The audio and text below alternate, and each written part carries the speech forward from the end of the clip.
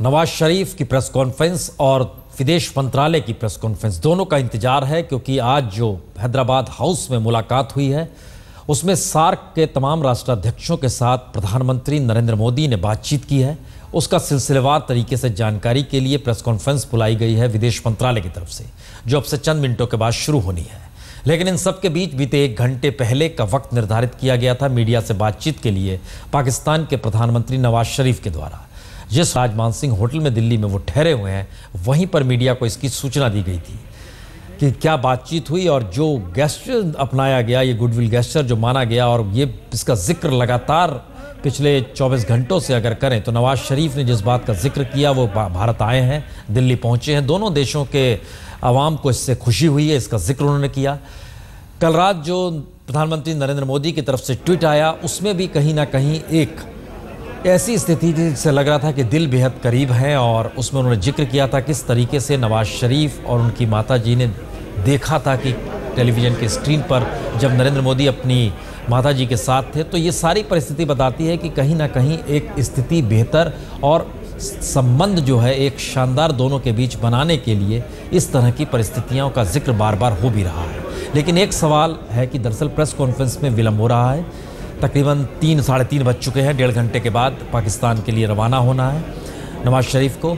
और नवाज शरीफ रवानगी से पहले यहाँ पर जो भी कहेंगे अंतर्राष्ट्रीय तौर पर उनकी इस आवाज़ को न सिर्फ तरजीह दी जाएगी बल्कि यह भी समझा जाएगा कि पाकिस्तान ने अपने आप को भारत के नए प्रधानमंत्री के साथ किस रूप में देखा और समझा है।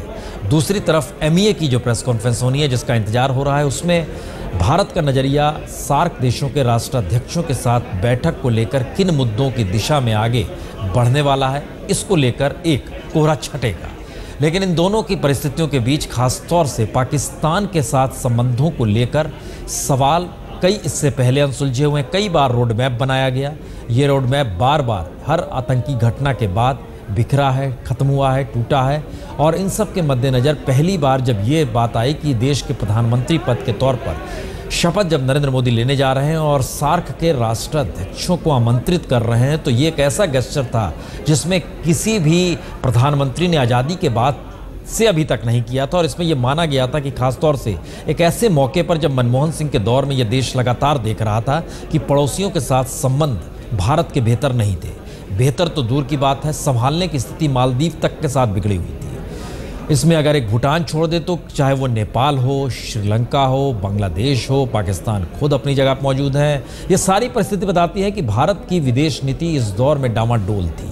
विदेश नीति डामाडोल हो ना हो, लेकिन संबंधों के आसरे दोनों देशों के बीच एक तरह की घेराबंदी कहीं चीन के जरिए हो रही थी, उसकी विस्तारवादी नीति भारत को परेशान कर रही थी, और दूसरी तरफ अमेरिका के साथ रिश्तों को लेकर जो लगातार परमाणु संबंध एक आखिरी मौका था जिसके जरिए जिसका जिक्र मनमोहन सिंह ने भी अपने दौर में कहा कि वो इसी को वो सबसे बेहतर मानते हैं। ये अलग मसला है कि उस पर भी लेकर सवालिया निशान बार बार उठे और उनके सबसे बड़े सहयोगी तक ने साथ छोड़ दिया था वामपंथियों ने उस वक्त। लेकिन अब आगे की बात है और भविष्य की बात है, तो कौन सा रोड मैप बनेगा इस बातचीत पर यह बहुत कुछ निर्भर करता है।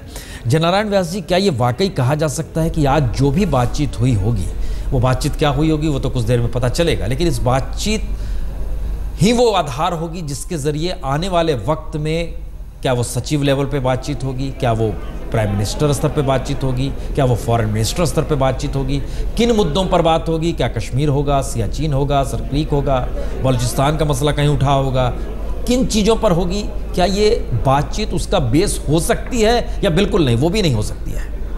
मैं मानता हूँ कुछ तो पूर्व भूमिका आज की बातचीत में से मिलेगी। इससे ज़्यादा अपेक्षा करना कि ये आपने जिन मुद्दे जताए उन मुद्दों पे आगे चल के किस स्तर पे बातचीत होगी, विदेश मंत्री के स्तर पे होगी या आधिकारिक स्तर पे होगी, मैं समझता हूँ कुछ जल्दबाजी होगी कि हम आज ये तय कर लें कि आगे चल के क्या होना है। तो हमें इंतज़ार करना चाहिए। MEA की भी प्रेस कॉन्फ्रेंस अभी आने वाली है, नवाज शरीफ साहब भी प्रेस को संबोधित करने वाले हैं, तो एक पूर्व भूमिका ज़रूर बनेगी आज। मगर मैं इससे ज़्यादा आगे चल के अभी ये समय पे उस पर कुछ देखना मैं मानता हूँ कि कुछ जल्दबाजी होगी। हमें कुछ समय देना चाहिए क्योंकि सरकार भी नहीं है, इसको भी खुद अपने आप को संभालना होगा, समझना होगा, समझ के अंतर्राष्ट्रीय संबंधों के साथ जुड़ना होगा। तो ये सब चीज़ों को देखते हुए पहले ही दिन हम ये कहें कि ये मुद्दों पे रोड मैप तैयार हो गया होगा, यही मुद्दों पे आगे जाके बातचीत चलेगी तो मैं समझता हूँ कि कुछ जल्दबाजी होगी उसमें। लेकिन क्या ये जिस तरीके से देश में कोई मुख्यमंत्री अगर आतंकवाद के निशाने पर था तो वो नरेंद्र मोदी थे, जब गुजरात के मुख्यमंत्री थे, कई उन पर अटैक भी हुए और उसका जिक्र बार बार हुआ कि सीमा पार से जो टेररिज्म है उसने कहीं ना कहीं किसी ना किसी रूप में इस हमले में उसकी मौजूदगी रही है।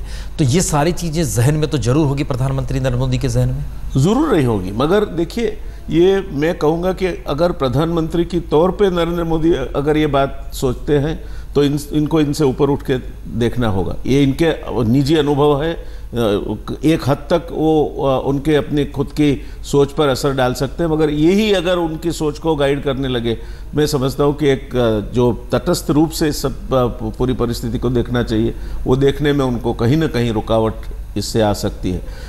मैं मानता हूं कि मोदी जी इससे ऊपर उठ के सोच सकने की क्षमता रखते हैं और सोचेंगे। बहुत संवेदनशील संबंधों की डोर के बीच में नरेंद्र मोदी फंसे हैं दो देशों के, ऐसी स्थिति है क्या? ज़रूर मैं कहूँगा, ये मैं ये कहूँगा कि ये संबंध जो उनको विरासत में मिले हैं वो एक हद तक तो एक संवेदनशीलता की हद से भी बाहर जाके बिगड़े हुए संबंध मिले हैं। तो वहाँ से उनको रिवर्स गियर में गाड़ी चला के एक रास्ते पे लाना, ये एक बहुत बड़ी इनके सामने चैलेंज है। दोनों देशों के मुखिया के सामने मैं कहूँगा कि ये चैलेंज है और इसको इस तरह से कोई दोनों के पास कोई जादुई छड़ी नहीं है कि घुमा दी और मसले हल हो गए। आगे चल के रास्ता अपने आप में कुछ चैलेंजेस रखने वाला है, ये समझ के हमें चलना चाहिए। प्रसाद साहब, क्या ये चुनौती जो सामने आकर खड़ी है वो ज़्यादा बड़ी हो गई है, या जो उम्मीद इस देश की नरेंद्र मोदी के जरिए अब संबंधों को लेकर हो रही है, क्योंकि राष्ट्राध्यक्षों को आप ही ने आमंत्रित किया, वो उम्मीद बड़ी हो गई है? देखिए, राष्ट्रीय अध्यक्षों को इसलिए बुलाया गया कि एक यहाँ त्योहार सा माहौल है, मना रहे हैं कि नई सरकार आ गई है 30 साल के बाद, एक पार्टी वाली सरकार, तो खुशी की बात है और उस खुशी को हम अपने पड़ोसियों को संगठित कर रहे हैं। उस खुशी के मौके को संबंधों की डोर में बांधने की कोशिश भी नहीं, ये पहले तो इरादा था कि द्विपक्षीय बातचीत होगी ही नहीं। अब ठीक है, लोगों ने, जो हमारे मेहमान हैं, उन्होंने इच्छा व्यक्त की तो हम ना थोड़ी कह सकते हैं। तो बातचीत हुई है। अब अगर किसी ने सोचा कि जो समस्याएं 6 शताब्दी से 65 साल से आ रही हैं वो एक बातचीत में हल हो जाएंगी, ये तो नहीं, बातचीत में हल नहीं हो जाएगी। लेकिन ये एक ऐसा मौका है जिसमें इस वक्त आप कुछ भी कहेंगे तो हावी शपथ ग्रहण ही रहेगा, हावी गुड गेस्चर ही रहेगा।